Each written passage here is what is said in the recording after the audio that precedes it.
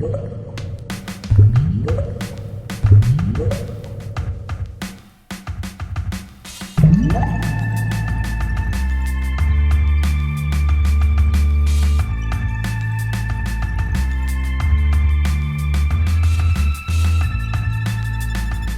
everybody, welcome to Board Online, Board Offline. Today we've got our top 20 in 20 minutes most played games of all time by way of individual plays. Now in November, I did my most played games of all time by hours played, and there'll be a link to that video in the description of this video if you'd like to go check that one out.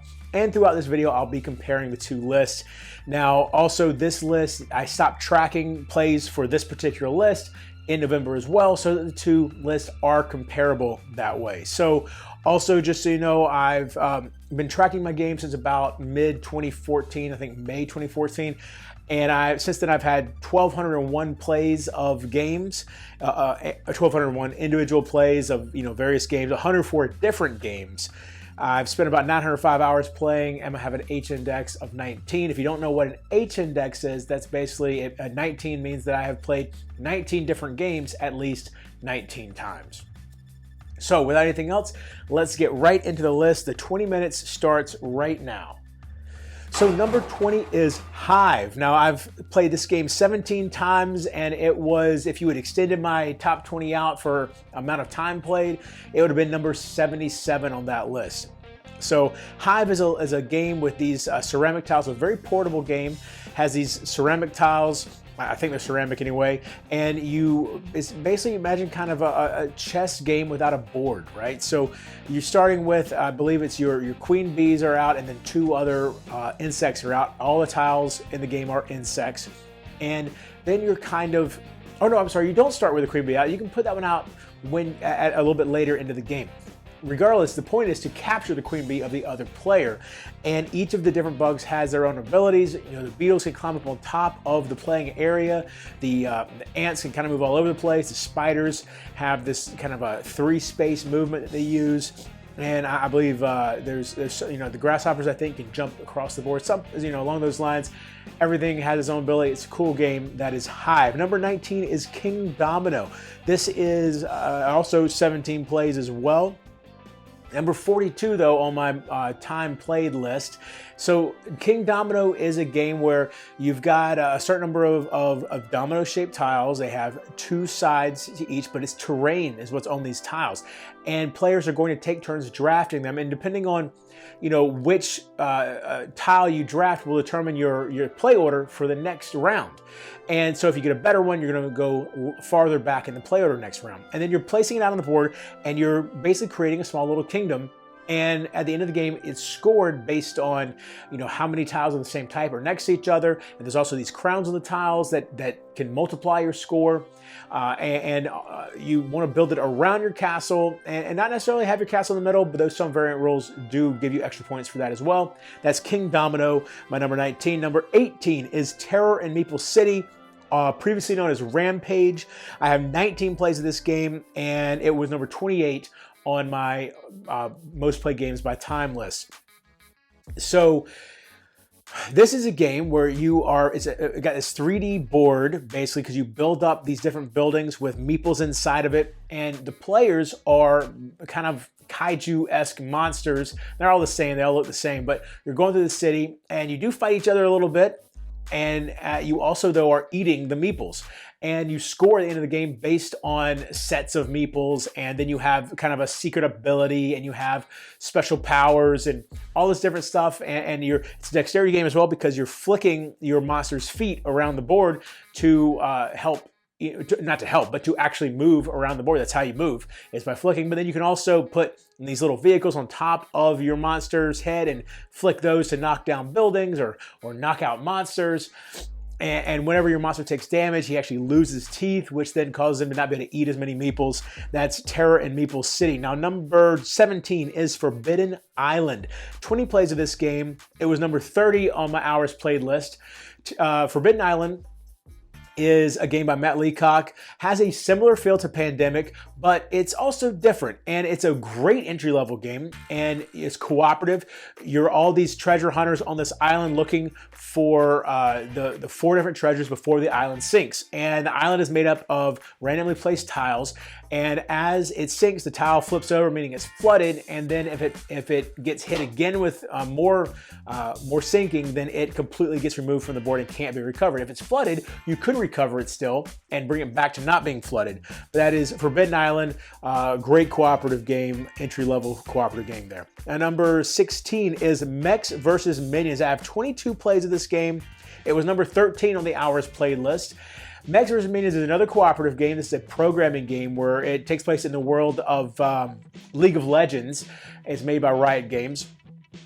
A massively overproduced game, really, really cool components, but the game itself is a lot of fun too, and that's the key. People get blinded by the cool components and don't realize there's actually a really cool game in here where you draft cards every round and you put them out to create this program for your Yordles, who are in these mechs, to go around and they're fighting these minions. There's literally 100 minions in the game that come out and are coming at you, and you're just wiping the floor with these guys, and it is so much fun as you go through different missions. It's a campaign style game with all these different missions. I've only made about halfway through the campaign. I really need to get back into it. I've played it a bunch, but with different groups every time, so I keep playing the first missions again. I need to get into it and really get through that campaign.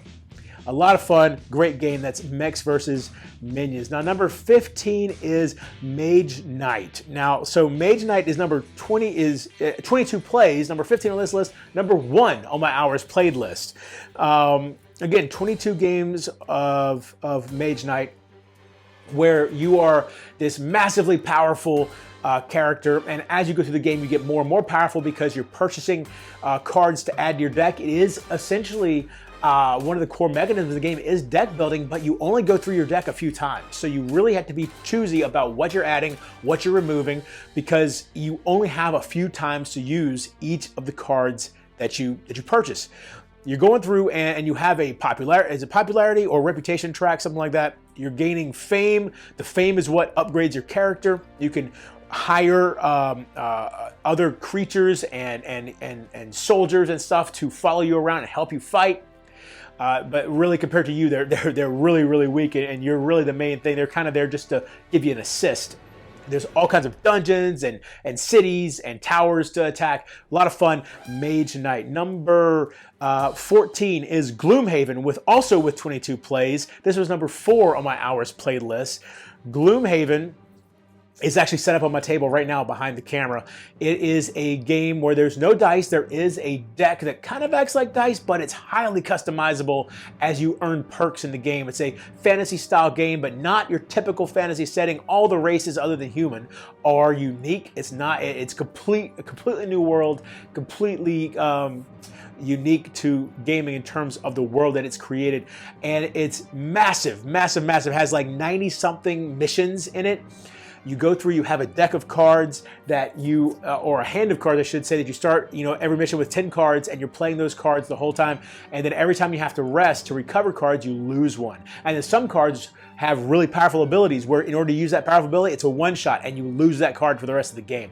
And then, you have, when you're going from mission to mission, there's road events that happen when you're in the city events. It's a lot of fun. That's Gloom Haven. Number 13 is Seven Wonders Duel. This has 24 plays, but was number 18 on the most played by hours list. Seven Wonders Duel is a 2-player version of the classic Seven Wonders drafting game, where in Seven Wonders Duel you have this kind of pyramid style of cards in front of you.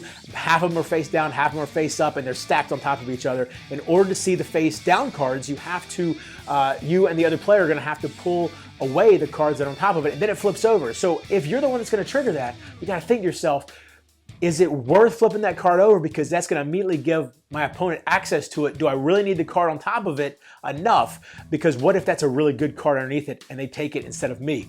And so you're playing that back and forth, and it's a lot of fun. Lots of cool win conditions. I think there's 3 or 4 different win conditions. That Seven Wonders Duel, the expansion is really great for that too, by the way.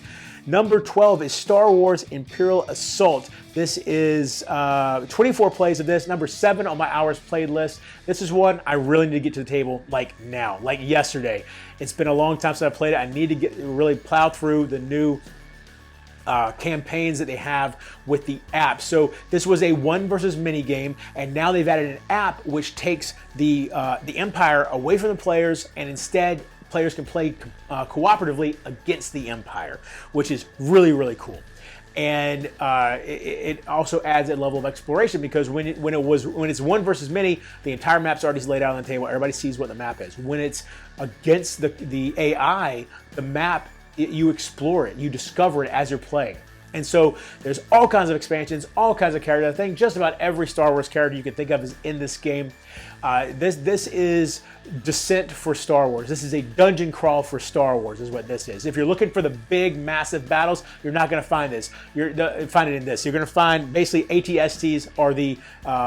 ATSCs are the biggest thing you're going to find in this game. All right, so I'm falling behind here. Magic Maze is my number 11. That's 27 plays of Magic Maze, but it's number 69 on the Hours playlist. Magic Maze is a game where you can't talk. You are heroes that have gone into a dungeon, and you got yourself ransacked. You didn't ransack the dungeon. You have nothing left. And so naturally, you go to the mall, but you have no money. And so the four of you have to go and steal what it is you need, and then escape before security catches you.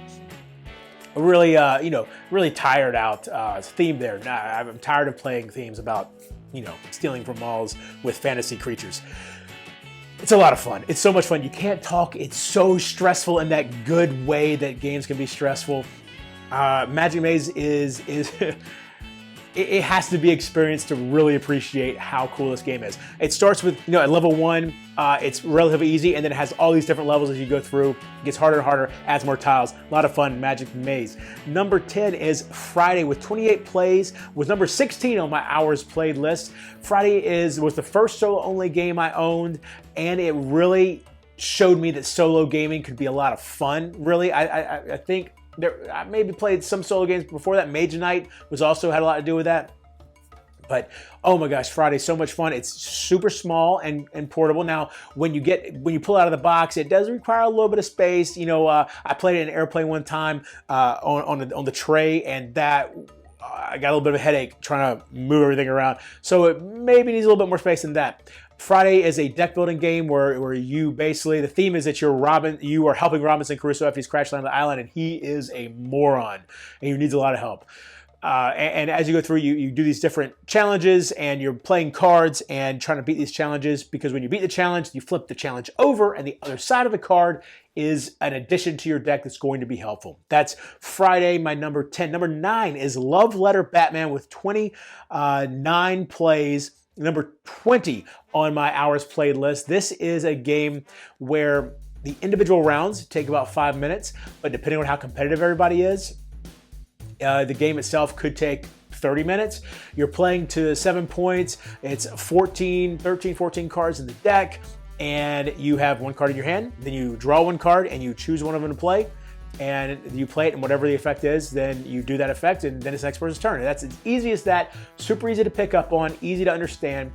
And as you're playing, it definitely is one of these games that develops its own meta within groups, meaning that, for instance, in my group, if you have Poison Ivy, you need to get rid of her as fast as possible, because that, for whatever reason, Poison Ivy has become the card that everybody uses Batman to try to find every time. So if you've got Poison Ivy in your hand, somebody's going to guess her with Batman, and you're going to lose, and that's just the way it is. So number 8 is Thunderstone Advance with 30 plays. Number 3 on my hours played list. This is a game that has drastically slowed down for me. Did just play the other night, though. My wife actually requested it. We had played it only a few times, 4 or 5 times together, and she ended up wanting to play it. We played it the other night, and it is still a lot of fun. I really want to try Thunderstone Quest. This is another deck building game. You have the village that you can go to on your turn, or you have the dungeon you can go to on your turn. And the village is randomly set up. I have two different base games of it, 2 different base sets. There were like 3 total base sets you could have gotten. I have 2 of them, so I have a ton of cards, random setup every time, which really adjusts the plan that you're going to try to go with. There's a ton of different heroes, a ton of different weapons, different items, all this stuff, a ton of different monsters, and you just go in there, you go to the village, you try to get what you need to then on your next turn go to the dungeon, and hopefully you end up with the most victory points in the game. That's Thunderstone Advance.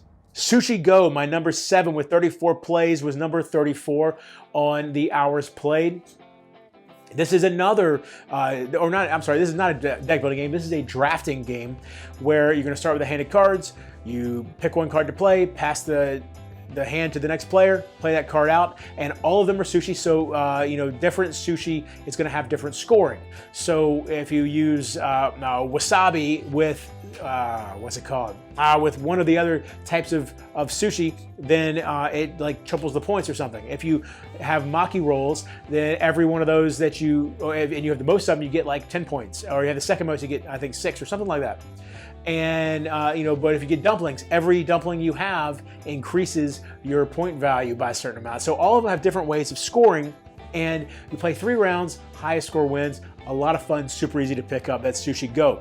Number 6 is Dead of Winter with 36 plays, and number 5 on the hours played list. Dead of Winter is a mostly cooperative game, possibly with a hidden trader, not every time, but sometimes with a hidden trader, and also hidden objectives as well as public objectives, and it's in a zombie apocalypse.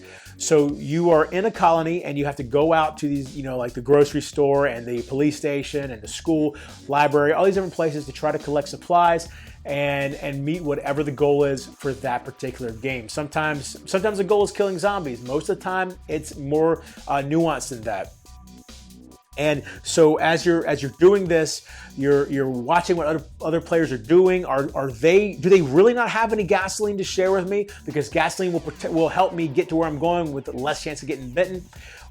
Or are they hoarding the gasoline? And so you have these kind of thoughts in your head. Are they hoarding because they're a trader, or are they hoarding because that's their objectives? They need a certain amount of gasoline by the end of the game. Really cool dynamics there. Really, some of my best gaming memories are from Dead of Winter. Number 5, Kingdom Death Monster with 36 plays was my number 2 on the hours played list.